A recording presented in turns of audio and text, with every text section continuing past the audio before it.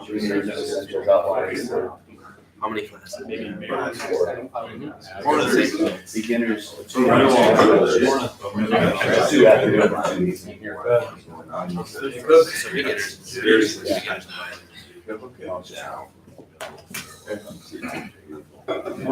got beginners covered. Yeah, afternoon class. That's Hey, join me? I should do yeah, I'm always going to just read that. I'm gonna give you rights to the issues. I don't understand it a lot. Just one line. Yeah. Get that.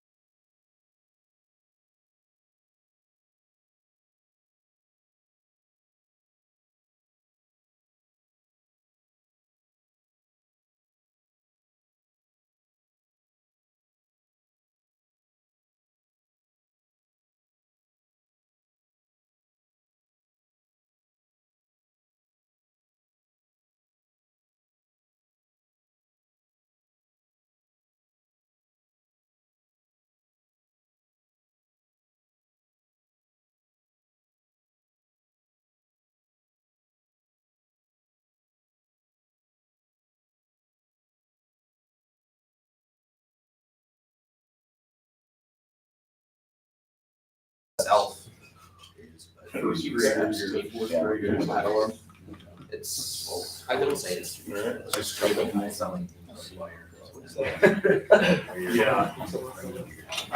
I was just thinking about taking an elevator. And then this would be my whole life.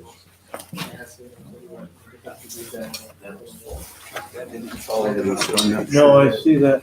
Yeah, right. Should be green. Yeah. Oh, I gotta turn this one on. Okay. I don't want to get that. Sorry. Pick it up. It should. Yep. Okay, tell me that. What? Oh, yeah, so yeah, good one. That's a good one. Internet working? You're on to the internet, very good. Okay, welcome everyone. Monday morning, January, what? 8? 7? Thank you. 2019. Thankful that you're here. Would you get that door there, please? And while he's doing that, someone choose the Psalter number they'd like to have us open with.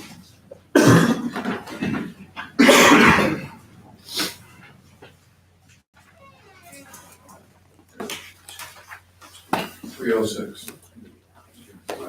Psalter is open to that page, so that's a good one. 306. Let's sing all 4 stanzas of 306. The microphone here is not going to have me alone on this, is it?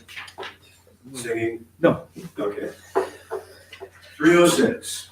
Honestly, Praise God, Ye servants of the Lord, praise His name with one accord. Bless ye the Lord, His name adore, from this time forth forevermore. From this time forth forevermore.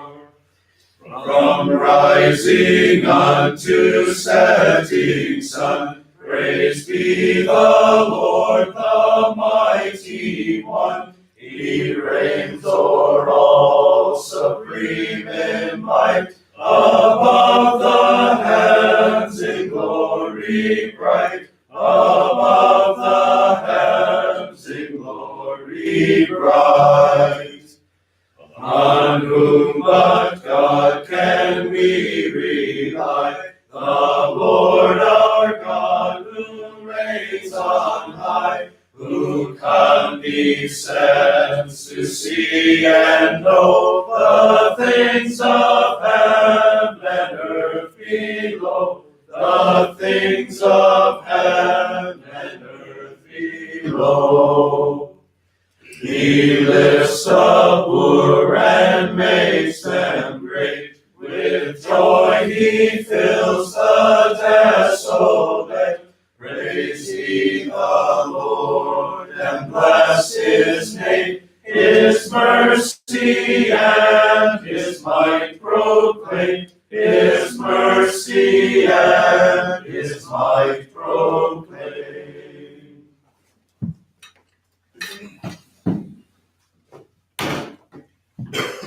Yesterday, for the first class, I opened with a prayer that was adopted for the post-explanation of the Catechism. I mentioned those 1566 prayers that are included in some of the old Psalters and Psalter hymnals. Mr. Church has posted at least one of them on the seminary website. And the others, I think, are going to be posted. We're going to do it either by copying this PDF or he'll type in those prayers. I'd like to use the prayer that was intended to be before the explanation of the Catechism. And I'll pray that prayer. Let's pray. O Heavenly Father, thy word is perfect, restoring the soul, making wise the simple, and enlightening the eyes of the blind, and the power of God unto salvation for everyone that believes. We, however, are blind by nature and incapable of doing anything good, and thou wilt succor only those who have a broken and contrite heart and who revere thy word. We beseech thee, therefore, that thou wilt illumine our darkened minds with thy Holy Spirit, and give us a humble heart, free from all haughtiness and carnal wisdom, in order that we, hearing thy word, may rightly understand it and may regulate our lives accordingly. Wilt thou also graciously convert those who are straying from the truth, that we in all unity may serve thee in true holiness and righteousness all the days of our life. These things we crave of thee, only for the sake of Christ, who promised to hear us, and also taught us to pray in his name, saying, Our Father which art in heaven, hallowed be thy name. Thy kingdom come, thy will be done on earth as it is in heaven. Give us this day our daily bread, and forgive us our debts as we forgive our debtors. And lead us not into temptation, but deliver us from evil. For thine is the kingdom and the power and the glory forever. Amen.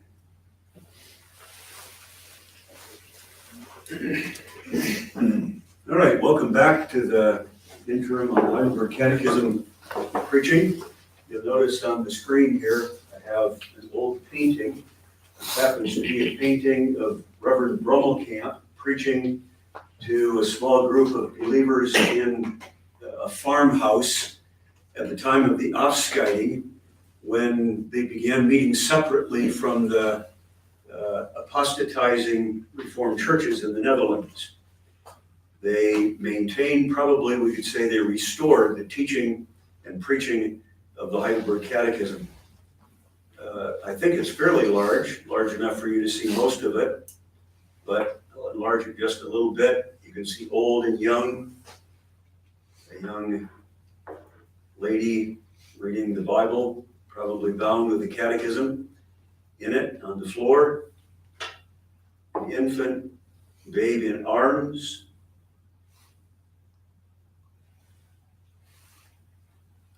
And you'll find that painting along with a lot of nice other artwork in this book called The Power of Faith. It's a commemorative volume on the Heidelberg Catechism at the Heidelberg Catechism's 450th anniversary 5 or 6 years ago. A lot of nice works were published on the Catechism, and that was simply scanned from that book, from this book.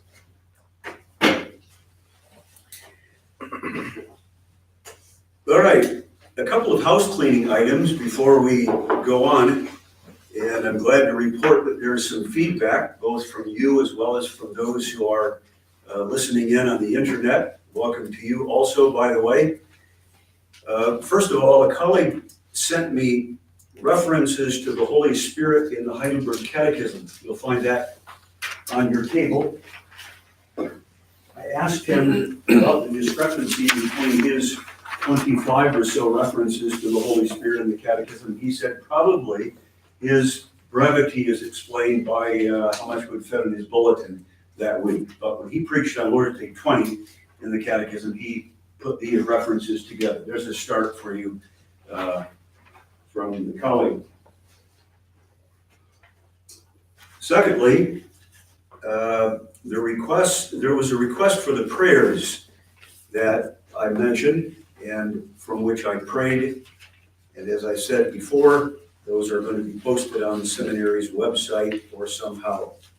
If that does not happen, for some reason, I'll gladly put them into PDF and send them to someone, but copies of those also have been distributed to you. In the third place, with regard to the RCUS, the German Reformed Churches of the United States, I was told by the correspondent over the internet that there are some of those churches that in fact do preach the Heidelberg Catechism. And he mentioned the Eureka classes in particular. I emailed an old colleague, friend of mine, who now is a member of the RCUS, and asked him to tell me about the practice. And if I hear from him, I'll report that to you. So what I said about the RCUS, that it's not mandated in their church order to preach the catechism, is true, but their practice may not be exactly according to their mandate. Some of them may well preach it. And then finally, a colleague told me that, to my great disappointment, Frederici is probably not Italian, but Dutch. I'm not sure about that. It may well be. I like the story that he's Italian, but it may be that he's no more Italian than Erasmus was Latin, right? They Latinized their names in those days. Jacobus or Jacob Harmson became Arminius. Well, it may well be that Isaac Frederici is in fact a Dutchman who gave a Latinized, which looks like Italian name. In any case, the story is still true. He was the one commissioned by the Arminians to oppose catechism preaching at the Synod of Dort, which opposition carried no weight at all. Well, keep giving feedback, please. It will improve the class and accomplish what purpose we have here, edifying us in the faith of our Lord Jesus Christ and our ability and commitment to preach the catechism well. Let me remind you of the assignments for those who are taking the class for credit. I'm going to, in just a moment, ask for some of these reports from the students. For today, was assigned Gordon Gerard's introductory sermon to Heidelberg Catechism Preaching. I did not have that available last week. It was in my study. I gave it to the students who were assigned to read it. I also put copies of it on the tables for the rest of you. You'll see that it's a photocopy of a little old 8-page, 9-page pamphlet. That's the only form that I have it in. But there it is for you.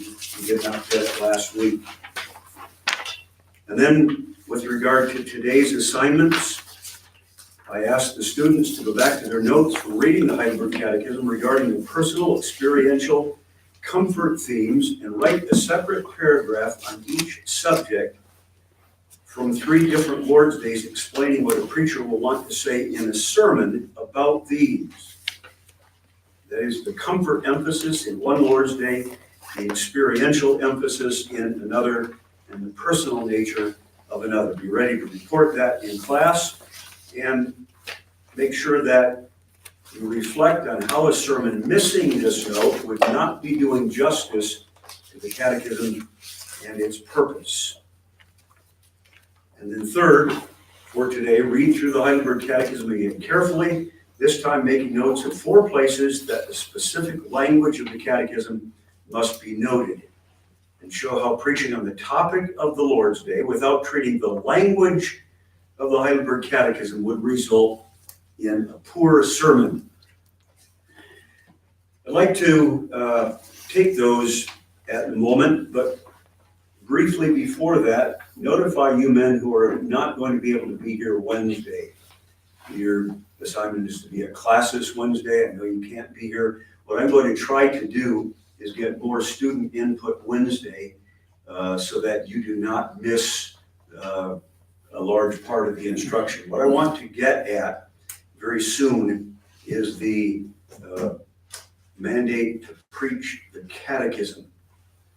To preach the catechism, not the topic and not a text, but preach the catechism. I think we'll be able to get at that tomorrow and then talk about method and probably try to save that till Thursday. We're going to have to play it by ear a little bit, but for those of you who have to go to classes, can't be here, I'm going to try to keep you in mind as well. All right, with regard to the assignment to read the catechism and take note of the comfort, experiential, and personal nature of the catechism. Josiah, can you tell us what you found with regard to the comfort emphasis of a particular Lord's Day, and reflect on how a sermon missing that note would not do justice to the catechism and its purposes? Specifically on comfort. Yes. Okay. Comfort is knowing that everything, even the greatest evil, is worked for our greatest good because we are in Jesus Christ. And in Lord's Day 19, that's why I chose question and answer 52. It explains the section of the Apostles' Creed that says, Christ shall come again to judge the living or the quick and the dead. And this Lord's Day concerns the doctrine of the second coming of Jesus Christ. However, the Lord's Day itself does not explicitly treat the doctrine. It goes straight into the aspect of comfort. That God's people, in their sorrows and persecutions, are comforted by the fact that Jesus, the ultimate judge, is their ultimate judge at the final judgment. And he's the one who gave himself for his people.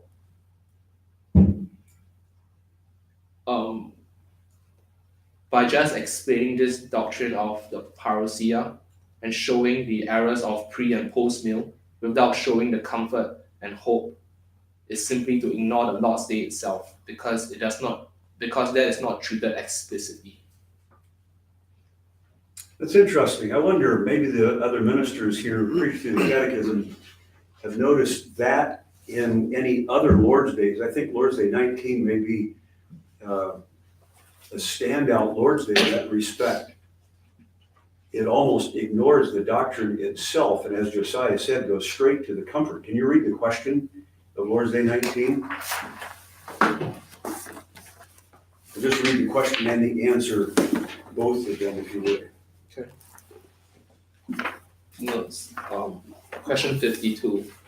What comfort is it to thee that Christ shall come again to judge the quick and the dead?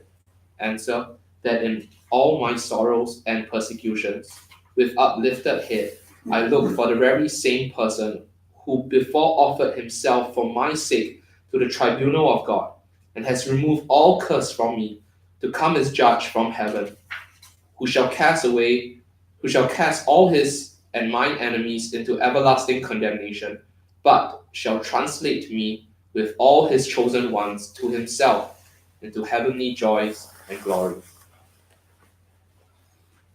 All right, thanks for that. Would it be possible to preach that Lord's Day without emphasizing the comfort? That would be to ignore the text itself. Okay, what text? The Lord's Day itself, right? all right? Yeah. It doesn't even explain the doctrine explicitly. It might be worth your while to see what H.H. does in the triple knowledge on that doctrine. Perhaps compare it to the Swart manuscripts of the sermon. By the way, we have a relative of that Swart as a visitor here, relative by marriage. His wife is Swart, related to Martin Swart. And then see whether H.H. in his preaching and in his explanation in triple knowledge, in fact, did justice to the question itself. Is the doctrine missing in that Lord's Day? The doctrine of the parousia, as you call it. What is the doctrine, or is it only comfort in that Lord's Day? Isolate out some of the essential doctrinal elements there. It's assuming that the people know about the second coming of Jesus Christ.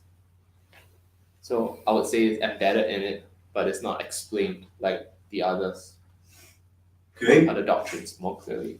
If you read the answer, I think there are a number of significant elements with regard to the second coming. Final judgment. Yep. Somebody point them out. Jacob, you have your Well, there's open. the final judgment there, Okay, and the fact that it says that in all my sorrows and persecutions, tells you where the catechism stands on the millennium. okay. All right, so there's a context of the second coming, sorrow and persecution. There's a purpose of the second coming, judgment. What else is there? In the Lord's Day itself, we're exegeting the Lord's Day. We may do that. We must do that. What else? Anyone? Matt, didn't you preach on this one? Yes, sir. Okay, very good. Good try to translate it over. Put him on the spot now. We have, they mentioned the final judgment, but more specifically, the wicked being cast into everlasting condemnation, the elect have only been translated into heavenly joy and glory, so you have opportunity to speak of heaven itself. And we're missing the elephant in the room. Who's coming? Yeah, who the judge is and what he did in order for him to come. Yeah. So there's all kinds of doctrine here. And even though the question maybe leads you to think that this is only comfort and the subjective result of his coming to judge, that's not at all the case. And yet, right front and center, that's a good illustration of this point. Right front and center is the question, what comfort is it to you? Good. Anyone else on that theme, the comfort theme? All right, Marcus, Can you choose one of the others if you would, either the personal or the experiential? I'll go with the experiential. Okay. I'll just read the short paragraph I have. Mm-hmm. The Catechism's experiential approach is clearly seen in Lord's Day 51, which treats the fifth petition of the Lord's Prayer, and forgive us our debts as we forgive our debtors. It explains this petition not from an objective, distant point of view, but from the point of view of one who understands the condition of sinful humans, and who actually makes this confession himself. The Catechism petitions God to be, quote, pleased not to impute to us poor sinners our transgressions, nor that depravity which always cleaves to us, end quote. It recognizes that humans are, quote unquote, poor sinners whose condition is absolute misery. It also recognizes that the deepest reason for our misery is not what we do, but who we are, and that sinfulness is found within our very natures, cleaving unto us. The Catechism also expresses to God that, quote, we feel this evidence of thy grace in us, that it is our firm resolution from the heart to forgive our neighbor, end quote. It appeals to the experience of the regenerate believer who sincerely desires to forgive his neighbor and speaks out of that experience. So if a sermon preaches on this without actually approaching it in an experiential way, the listeners could hear what the preacher is saying, maybe understand it intellectually, but it doesn't speak to their heart. So they can't identify with what he's saying, and it will be impoverished because of that. This may be the Lord's Day to ask your catechism students to use as an illustration of the experiential emphasis of the catechism. I'd like you, somebody, if you're interested, to search the catechism and see if the word feel or feeling is found anywhere else. And though we are opposed to experientialism of pietism, that in fact created doubts in the people, we are not opposed to pointing out what are the legitimate experiences of the people of God. And here's one of them. I feel in my heart the evidences of God's grace. And this is what I feel. Yep. It is my firm resolution from my heart where I feel things to forgive my neighbor. Good. Right? From Venerable. It's interesting, that connection, and I think 2 volumes of Warfield against perfectionism. He posits this poor sinner theology as the bulwark against every form of perfection. That the church that's taught to pray, and here's the catechism, that we are poor sinners in need of forgiveness each and every day, that eliminates all perfectionism. Okay, good. Another example of the experience. I feel myself to be a poor sinner. All right. Yeah, good examples. All right. Let's look at the other aspect of this Monday assignment, and now I'll ask Matt and Jacob if they would. And by the way, you men have to teach catechism this afternoon, and tonight I'm going to relieve you of reporting anything tomorrow because of that extra work that you have. So brothers Marcus and Josiah, the weight will fall on you, especially for tomorrow's reporting, the assignment of listening to a sermon by H.H., reading the corresponding Swark manuscript, and reading in triple knowledge on the same Lord's Day, and giving comparison contrast. All right? It's not that I'll not ask Jacob and Matt at all about this, but the weight of that reporting will fall on you tomorrow. But before that, today's assignment, to make note of places that the specific language of the catechism must be noted, and how preaching on a topic of the Lord's Day only without looking at the language of the catechism would result in a poor sermon, poorer than our fathers intended. Matt, would you begin on that? I know you were injured a little bit over the weekend. I don't want to highlight that too much, but you're okay now? Overall, yeah. All right. You got knocked in the head hard, and was not thinking straight, so. And you don't ever get hurt working, do you? Yeah, it's funny how that works. One place to note, the first I had in order was Lord's Day 3, question and answer 8. I'll read that. Are we then so corrupt that we are wholly incapable of doing any good and inclined to all wickedness? Indeed we are, except we are regenerated by the Spirit of God. And the paragraph I have. This language is so familiar to us that it is possible to forget that it comes from the Heidelberg Catechism, the language specifically of wholly incapable of any good and inclined to all wickedness.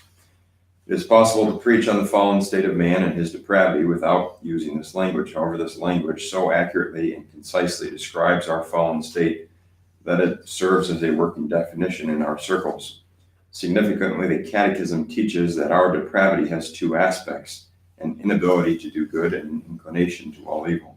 Without using this language and treating these two aspects of our depravity, it would be difficult to do justice to this doctrine. So the point I guess I'm making is it's easy to forget that that's the Heidelberg Catechism we're drawing our standard definition of total depravity from. And if you would set that aside, it would be difficult to articulate with the same clarity that truth.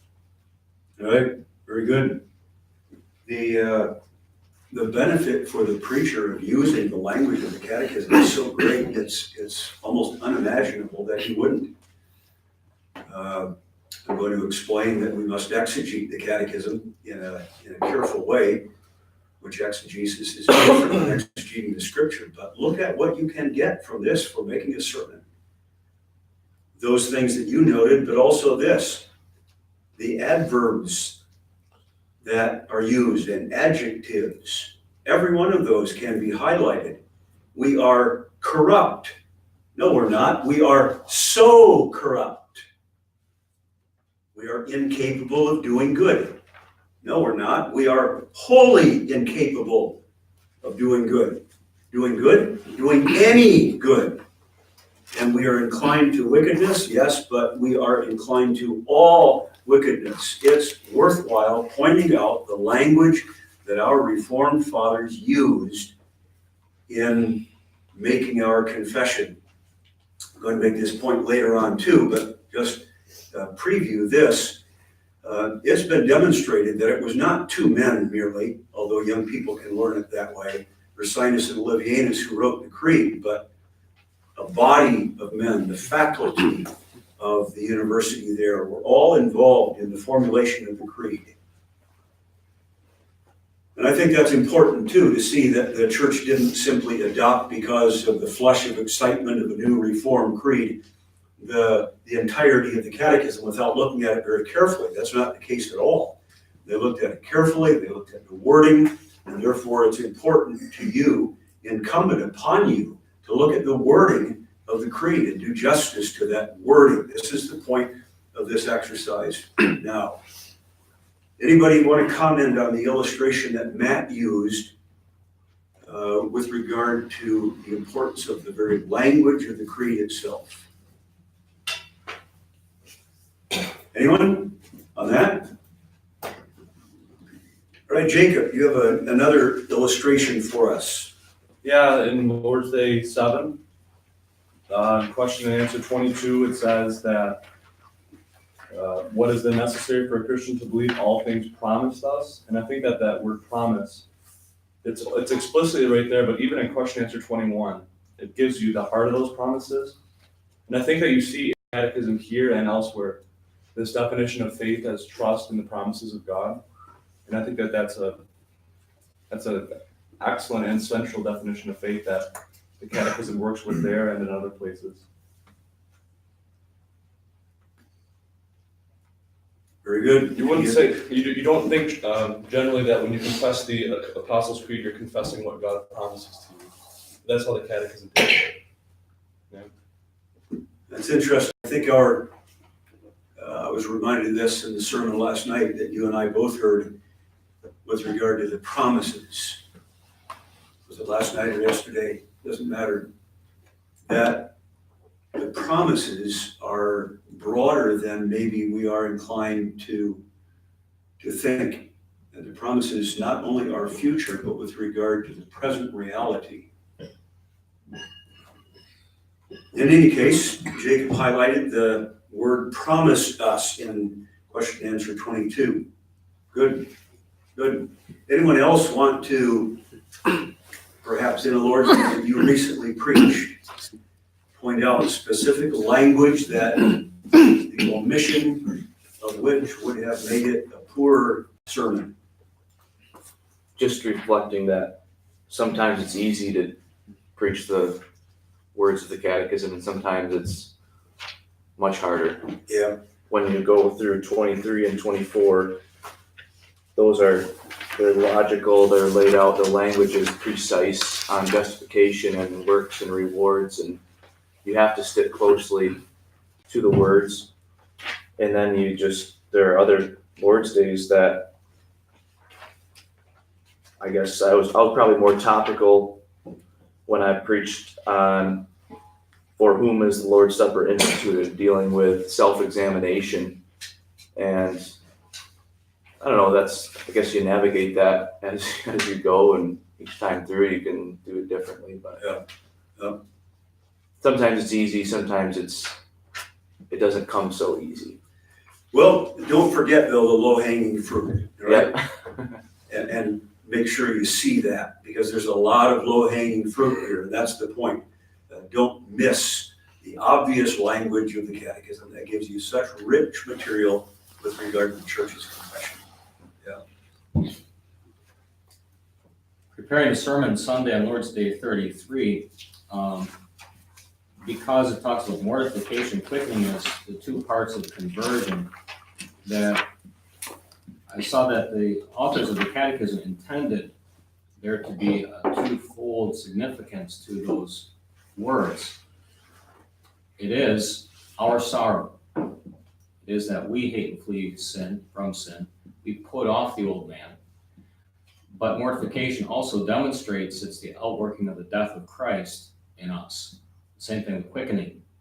So that is able also to show that these are also termed as regeneration and the wonder that conversion is by God's grace.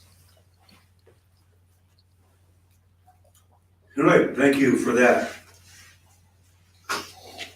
Anyone else with regard to the specific language? We could spend all day, and we'll in fact spend the next 6 days talking about specific language, so we don't need to exhaust that matter now here. Matt? Backing up to the first assignment, talking noting the personal, experiential, and the comforting aspects of the Heidelberg Catechism. I was struck that in each of the 3 paragraphs I wrote, the question and answers I picked could have worked for all 3. And that all 3 of these are intertwined, and maybe that was part of your purpose in assigning this, is so that we would see that for ourselves. But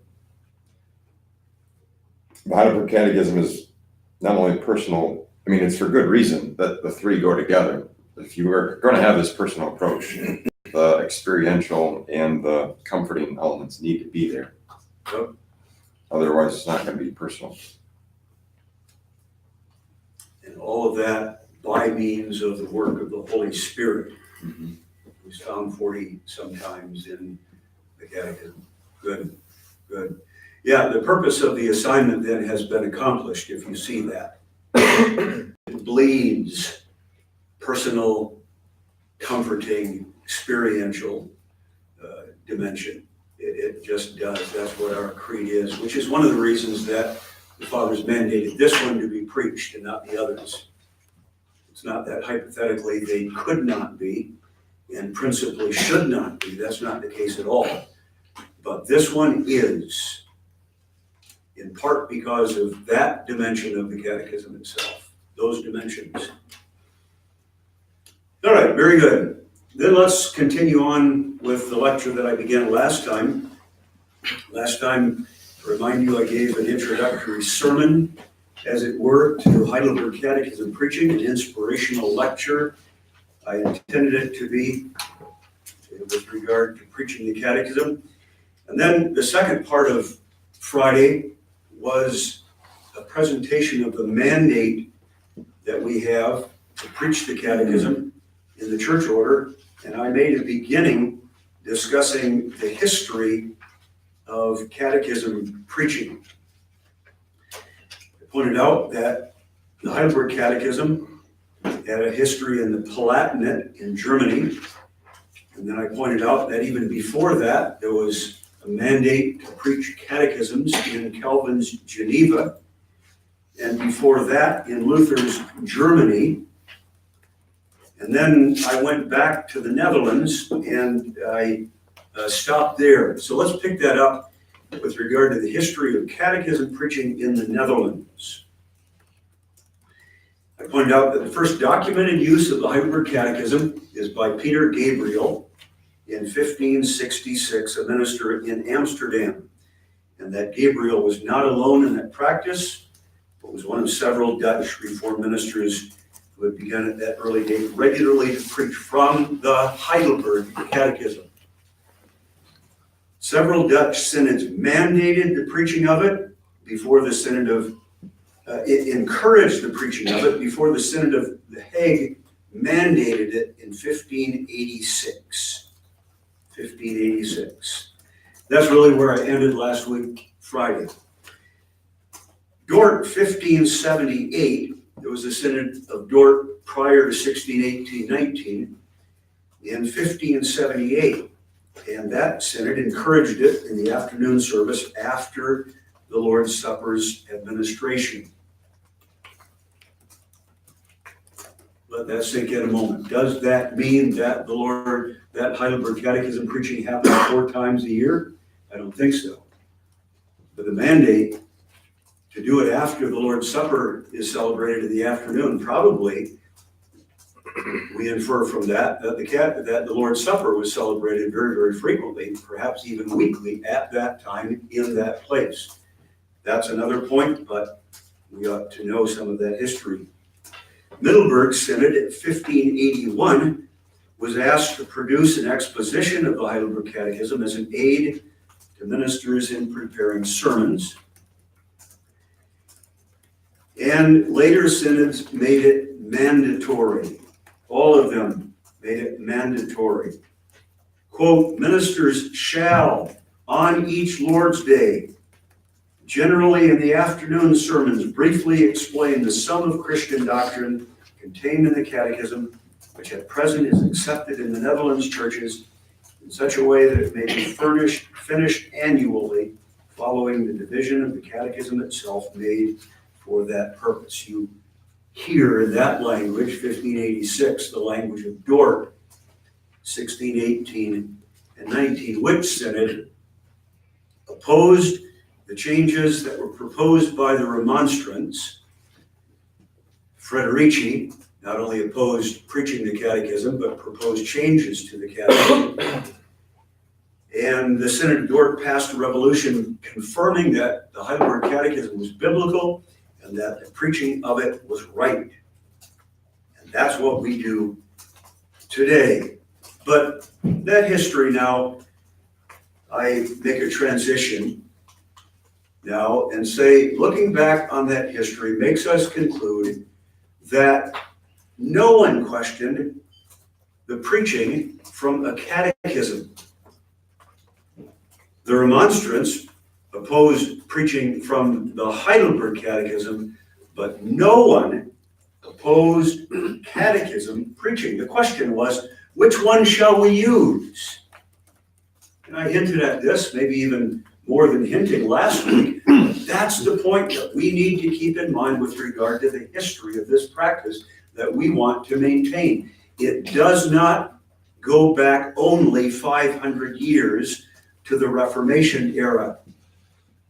That's weighty precedent itself, but it might not be enough precedent for opponents of catechism preaching. What you need to point out is that even then, it was assumed that the ministers would preach a catechism. So now I want to take some time to point out that that preaching of a catechism went all the way back to the early church. There is a history of catechism preaching before the Reformation times. There's an ancient history of catechism preaching. From the earliest church, records show that ministers were preaching a system of biblical knowledge to the people of God. And for two purposes, not only to prepare new converts to become members, but to educate all of the members of the church. And I make that distinction because some say, no, catechism preaching was done in ancient times only outside of worship to prepare those who wanted to become Christians to make a confession of their faith and be baptized. I say not so. It was both to prepare new converts and to educate those who were members, longtime members. And the system from the beginning was very simple. You know it. The ministers explained the Apostles' Creed, obviously, the Apostolic Confession. They explained to them baptism and the Lord's Supper, what must happen to them before they became members, and what they do when they're members in the supper. So the sacraments were part of this catechetical instruction. How they must conduct themselves as Christians required an explanation of the Ten Commandments, and then the Lord's Prayer taught them how to pray. And that's the stuff of catechism sermons up to this day. And that's exactly what our Heidelberg Catechism is. Now, I hope I'm not being too amateur at this point, but let your mind's eye see the catechism. And how the catechism, although it doesn't start until Lord's Day 8 with the Apostles' Creed, begins very soon with the Apostles' Creed. I'm going to go from left to right for you. The first 7 Lord's Days are introductory and explain the misery of man. You understand that. That was not perhaps a part of the ancient practice of catechesis and preaching. But the Heidelberg Catechism added that as a necessary introduction to this system of catechism. Our misery and depravity, which is not only that we're totally depraved, but that God's judgment is going to come upon all those who do not find a refuge that He provides. That's Lord's Days 4, 5, and 6. The preaching of hell comes in there. The judgment and condemnation of God is required to be explained there. Introduction to the Apostles' Creed is the misery part. Then comes the deliverance, explanation of the whole Apostles' Creed, ending in what Lord's Day? Quick, anyone? 22. Followed by Lord's Day 23, that reminds us what we're talking about here. How is a man saved? How can we be delivered from that misery? Faith in Christ is the instrument by which God saves us. And then Lord's Day 23 comes back to that, asks the question, what's the profit of believing? And then it spells it out very carefully that we are righteous by faith and faith alone. And 24 asks not by works. And then 25 and 26 and so forth ask if we're saved by faith and only by faith, where does faith come from? You see the wisdom of the fathers in putting together the catechism. It wasn't simply an explanation of the Apostles' Creed, followed by an explanation of the sacraments, followed by the Ten Commandments and prayer, but very important, not cushions either, but connections, introductions. So after 23 and 24, righteous by faith alone without works, comes the question, whence then doth this faith proceed? Where does faith come from? And the answer, not just by the sacraments, although that was the issue of the day, they had to argue about sacraments. So 27, 28, 29, and 30 are lengthy Lord's Days, but the very, very important explanation, faith comes by the preaching of the Holy Gospel. God works by His Spirit, faith in our hearts by the preaching of the Word, and confirms it by the sacraments. And that shows the historical dating of the catechism a bit, doesn't it? If we were to rewrite the catechism, we would balloon out the explanation of preaching, the importance of preaching, the official nature of preaching. But it was simply assumed at that time that everyone agreed with that. But here's where our disagreement came with regard to the sacraments. But don't let that big ballooning out of the sacraments explanation make you lose sight of what's going on in the catechism. Misery, deliverance by faith, which is knowledge of the whole scripture, which faith makes me righteous, which faith comes from the Holy Spirit worked by the preaching, which salvation is responded to by, right? But what am I missing yet? Before the response of gratitude, there's other important connection. The keys. The keys. Yeah, the keys of the kingdom, who are permitted to come to the sacraments, especially the Lord's Supper.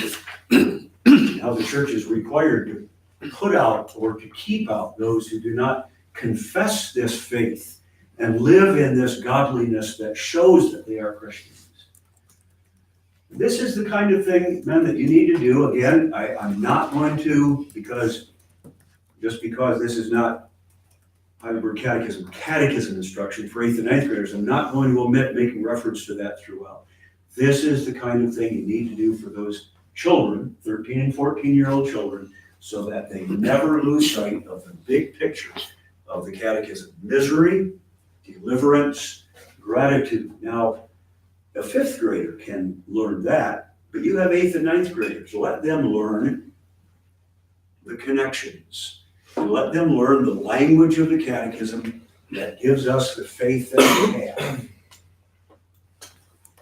The stuff of catechisms goes way back. Now I took a little diversion, didn't I, to show that this is simply what the catechism is, but a little bit better than what they did in ancient days.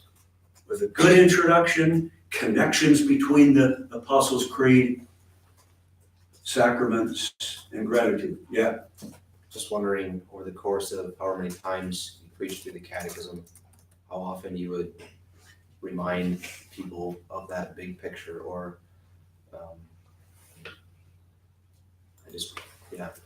I think it's important to keep that big picture before everyone's mind, but is there a sense or a time when that becomes just mere repetition? You do it in catechism class, you do it in the pulpit, but at the same time, it's very helpful because it keeps all the pieces together. Let me suggest that your knowing it so well will tempt you to think everyone knows it as well as you, and that your repetition of it is going to be boring for the people. And that's simply not true. It is not true. They will hear it again 2 years from now and say, you know, I heard that before, but I'm glad he said it again. And I think especially with regard to the big picture, until you start hearing it from the people, we've heard that before, we know that, Pastor, keep doing it. Keep doing it, because my experience is that they don't know that. They don't. They see the trees and they understand individual trees. That's how I do it in catechism. And I say to the kids, now let's go up in Zuvering's helicopter and get a big picture perspective of what the terrain is all about. This is where we've been, this is where we are, and this is where we're going in the catechism. And I think that's not just for 8th and 9th grade students in catechism, but in the preaching, And I'm going to ride this hobby horse as often as I can, but I think that one of our weaknesses, and I include myself in this, one of our weaknesses is that we zoom in on this one particular truth, the preaching of which is good and important, but there's something so important that we miss if we don't see where it is. Where it is. Okay, obey this commandment. This is what it means to be sexually pure. For example, the 7th commandment. I need to teach that at catechism tonight. If I fail to point out to those young people that they want to be sexually pure for this reason and almost only this reason, that they are grateful for a gracious salvation, then I failed in teaching them the 7th commandment. Now, maybe I don't have time to emphasize that at length tonight with them, but I need to get that in, and I think that applies to preaching on the Lord's Day to the congregation. Show them the context. Show them the context. Did I say show them the context? Let them see it. It's just fundamental. Yes? What do you think about our setup now where one class is kind of thrown right in the middle of the catechism. Yeah, Because you almost need to mandate a special class before you even get to the lesson to remind everyone of what the catechism is doing. so just don't tell them that you're going to have 31 weeks of catechism or 26 instead of 25, just do it. As an intern- Absolutely. As an intern, you only have so many liberties, so. You only have so many liberties. Well, somebody wrote a book about a new minister having chips for change. You have certain chips you can use, cash in. Yeah, You can use some of them for change. That might not be a bad change to adopt. If it is in fact a change, it might Right. not be. is there another way to do it than to have the setup we have where you start halfway through?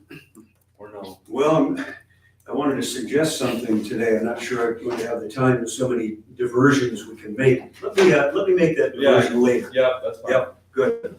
About how to teach the catechism to the youth. That's inevitably a part of this. Seamless. Dort, remember, mandated 3 levels of catechesis: home, school, and church. Parents must teach the Heidelberg Catechism at home, the school must teach the Heidelberg Catechism in school, and the church must teach the Heidelberg Catechism in public worship.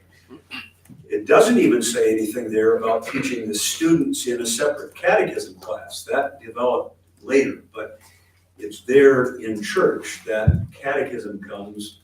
But yes, let's come back to that. My point was, and now we've made kind of a long diversion, that there was a history of catechism preaching that follows the same structure as the Heidelberg Catechism does, far before the Reformation. For almost 2,000 years, the church had been preaching the gospel and not doubting that that was faithful carrying out of the commission to preach by preaching a catechism series of sermons. Now, that's an assertion that needs demonstration, and I'd like to take the time before our first break to demonstrate that. Luther is reported to have said, though you'll have a hard time finding this, we have not had catechism preaching for 1,000 years. Now just think about that for a moment. Forget Luther's hyperbole, but you can't help but see it. Listen to what Luther said. We have not had catechism preaching for 1,000 years. Or another time in his table talk, you'll find we have the catechism on the pulpit, something which did not happen for 1,000 years. Now put hyperbole aside, here's the main point. Luther understood that catechism preaching had an ancient history. Luther judged it to be, at least at his time, 1,000 years old. Bring that back to 500 AD. Now, although Luther was generally correct, the churches generally had failed to preach catechisms, he was not completely accurate. There had been catechism preaching between 1500 AD and the 1,000 years before that. It can be shown that the necessity of catechism preaching was recognized even in the Middle Ages. Let me give 3 or 4 examples of that in the Middle Ages, and start out in the Netherlands. In the 13th century, in the Netherlands, priests were commanded to expound, here it comes, the Apostles' Creed, the Lord's Prayer, the 10 Commandments, and the sacraments. Now, you're very well that the sacraments they expounded numbered 7 for them, but nevertheless, that was the practice, to preach a system of catechism that included those elements. And there were floods of explanations of those things printed in the Middle Ages in the Netherlands that show they had catechism preaching. The 1294 mandate points that out. The second place, go to England and hear the Council of Lambeth, 1281. Recognize the Council of Lambeth, 1281, perhaps with its constitutions and articles, known more for its listing of the 7 deadly sins and its command to withhold the cup from the laity. But at that same council, All of the local pastors were ordered to teach the creed, the Ten Commandments, and the sacraments. That was a practice in Germany also. A certain Johannes Gerson preached catechetical material, as did other popular preachers. There was a custom of catechism preaching among many in Germany. In a book published in 1498, now that brings us close to the Reformation, praises that kind of preaching. 1498. So what Luther did when he preached a system of catechism was simply to reinforce a Middle Age rule, not just practice, but rule, that was not well enforced in the churches. And so when Luther wrote an introduction to his larger catechism, remember I pointed out that that larger catechism is simply a summary of his sermons. I'm going to try to find that book, his large catechism. When he introduced this book, he wrote in the introduction, "It has hitherto been our custom to teach the elements and fundamentals of Christian knowledge and life 4 times each year, and we have therefore arranged to preach on these things for 2 weeks in each quarter, 4 days a week." There's key. It wasn't very brief. 2 weeks each quarter might make you think, well, it was not very often, but 4 days each of those weeks at 2 o'clock in the afternoon. But preaching even predates the Middle Ages. There are sermons for catechetical instruction already during the patristic period. Think of the sermons of Augustine on the Creed and the Decalogue. Those are well known. Augustine 354 to 430. So this is longer than the 1,000 years, and this is what Luther was thinking about. Cyril of Jerusalem, around 350 AD, just before Augustine, has sermons on the Creed, the sacraments, and the doctrine of worship. And so you'll find reference to that kind of catechism preaching in many histories of preaching, but now most notably, Hughes Oliphant Old's multi-volume work on the history of preaching in worship. For the internship, you men are mandated to read 2 of those volumes, and in your reporting of that reading, you always say, I wish I had time to read all of them, and some of you have read all of them. But those are more recent. What I am thinking of is what I first read early in my ministry, when in 1984, Old put out this little book in the series Guides to the Reformed Tradition. Old was assigned to write the book on the history of worship. You maybe have seen it in this newer, revised, expanded edition, but already back then, Old had pointed out the history of catechism preaching. And this is what he said in that earlier work. Quote, "The catechetical sermons of Ambrose claim our special attention." So think Ambrose. Each year, before Easter, he prepared those to be baptized by preaching to them daily, carefully explaining the basic teaching of the Christian faith. He would always treat in turn the Apostles' Creed, the Lord's Prayer, and give a detailed explanation of the sacraments of baptism and communion. This procedure remained the schema for classical catechetical preaching for generations. The Protestant reformers of the 16th century revived this same design when they wrote their catechisms and preached their catechetical sermons. Indeed, one might regard Ambrose as the father of catechetical preaching. So our conclusion, catechism as the instruction of the fundamentals of the Christian faith is as old as Christianity. Catechism preaching is as old as Christianity. Already at the time of the church fathers, one of the means of catechetical instruction was catechism preaching.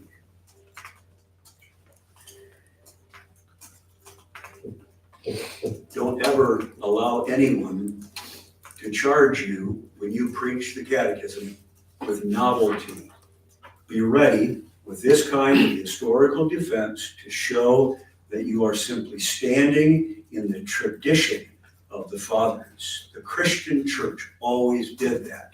And I pray that you won't have much opposition to catechism preaching. Maybe you'll never face it, but I think that some, if not more than a few of you, will. You will. When I was in seminary, I remember well sitting at Prof. Henko's house with his son, who was a fellow student of mine, on a Friday afternoon, eating boiled potatoes, asking him, Prof, why? Yeah, I'm not sure why. That's probably all they could afford at that time. And that was okay. Why do we preach the catechism? And I think I asked him that question because I had just finished reading in his little syllabus explaining the church order, his comment, quote, "This is not the place to argue the propriety of Heidelberg Catechism preaching." And I still have that syllabus, in the margin of which I wrote in large block letters, "It should be!" Exclamation mark, because there wasn't a defense in seminary curriculum of Heidelberg Catechism preaching. And though Prof. Henko helped me immensely, what help he gave me did not include what I have just given you now today and last lectures, the history in the Christian church, not for 500 years preaching the Heidelberg Catechism, but for 1,500 or 2,000 years preaching a catechism. That's a legitimate practice. So you need to instruct the people regarding that. Joe, you asked a little bit ago about repeating how often the structure and the big picture perspective of the catechism.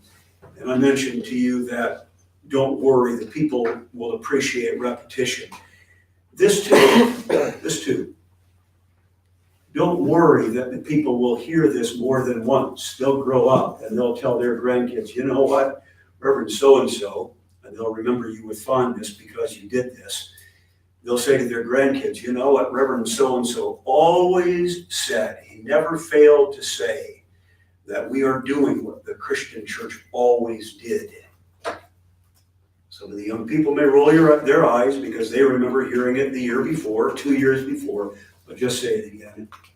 Say it again, and say it again, and let them know, and let this be a part of your inoculating the congregation against such opposition. We're simply doing what we've always done. But there's another element, and then we'll take a break. If someone in your congregation, in a nice way, questions to you the practice or the legitimacy of Heidelberg Catechism preaching, this is one of the things that you may say to them, but there's something else that you must say to them.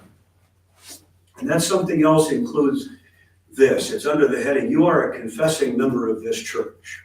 Now, this won't work if they're not a confessing member, but it will work if they're a confessing member. You start with that premise. And in a very pastoral, kind way, you remind them of that and what they said when they made confession of faith in the first question and answer in the second.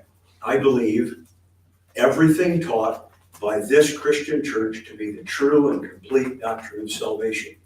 And when I made confession of faith, I made it conscious of the fact that my yes meant I believe that the Heidelberg Catechism is fully biblical. Now, you're not going to do that in this tone with them, but you remind them in a careful way. This is what it meant to become a member of the church. That number one, you confess that the Heidelberg Catechism is biblical. You mustn't become a member of the church if you don't believe that. And then this is very important to say to them. You are a confessing member, a mature Christian, who also promised to submit to church government and church discipline, which includes submitting to the church order. In the church order, there's a mandate given to me to preach the catechism. And in fact, my dear brother or sister, you gave me that mandate. This is not a mandate I'm imposing upon you as a pastor upon a congregation. This is a mandate that you as a member of the congregation have given to me. You are prophets, priests, and kings. You all participate in the government of this church. You do not simply submit to church government. You engage in church government. You are an aspect of the rule of this congregation. And by becoming a confessing member of this church, you've commissioned me to preach the catechism. And I thank you for that commission. You don't want to be sarcastic.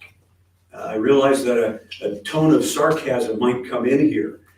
You told me to do this. Don't you complain about it.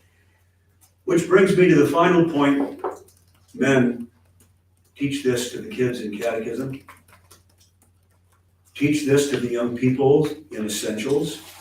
Teach this to all of the catechism students, which allows me to grind that axe one more time in the revision of our catechism curriculum. If we ever have opportunity, get into it. Get into our catechism curriculum, instruction in the church order.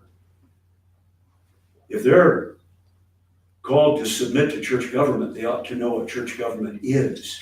And church government includes this. They, as members of the church, are demanding that their minister preach the hyper-Catholic.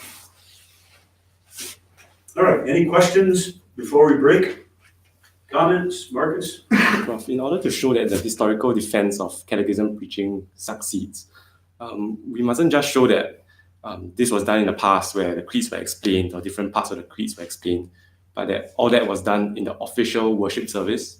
So do all the examples you gave show that it was done in the official worship service, or did it only show that it was done as part of the practice of the church outside of that? No, I think if we look at these quotes, most of them talk about the preaching. Yep, this was preached. Now, what is a bit different today from then is that they had official preaching not only on the Lord's Day, but also during the week, which might make us think that wasn't a commission to preach the catechism, but they looked at it properly, like we ought to look at it properly. And this brother and that brother and I and all these ministers this evening go to church to teach catechism to the students. We need to look at that as the official proclamation of the word outside of the Lord's Day worship. Yep. Which is why I think we always ought to have opening prayer, singing of a psalm, taking of an offering, and the instruction in our Monday night, Wednesday afternoon, whenever they are catechism classes. To make the children remember this is worship. The elders called me to do this, but this is children's worship. If anybody ever asks you why you don't have children's worship, you say, what do you mean? We have many more children's worship services than you do. We just don't do that on Sunday, taking the kids out of the public worship on the Lord's Day. We do that on Monday night, Wednesday afternoon, and so forth. I'm not sure I sufficiently answered your question, but I think you can find in the history that this was indeed a part of their official worship. It's also true that you can even go earlier than the patristic period and into the New Testament itself, and you can find evidence of catechetical or catechism-like phrases or structures in the language of the New Testament itself. I'm thinking of 1 Timothy 3, verse 16, great is the mystery of godliness. God was manifest in the flesh, and so on. Philippians 2 has sort of a structure that is often recognized to be some form of catechetical instruction. And even things like Ephesians, the second half of Ephesians, that gives all those instructions regarding husbands and wives and so on. You can see a similar structure to that in 1 Peter, that there were these kinds of methods already existing among the apostles, and that they even were embedded into the scriptures, and that were simply, and even that some of our confessions are developments of those things. I think the Apostles' Creed, you can almost see it just a development of what Jesus says in Matthew 28, when he gives the baptism formula. It follows the same structure, the Trinitarian structure. I don't know, just a reflection, I guess. Good, thank you. It is 10 after 10. Let's begin again, and I think Chuck has to restart the live stream. new, so plan, those of you who listen live stream, to begin at 10:25 Eastern Time. Let's break.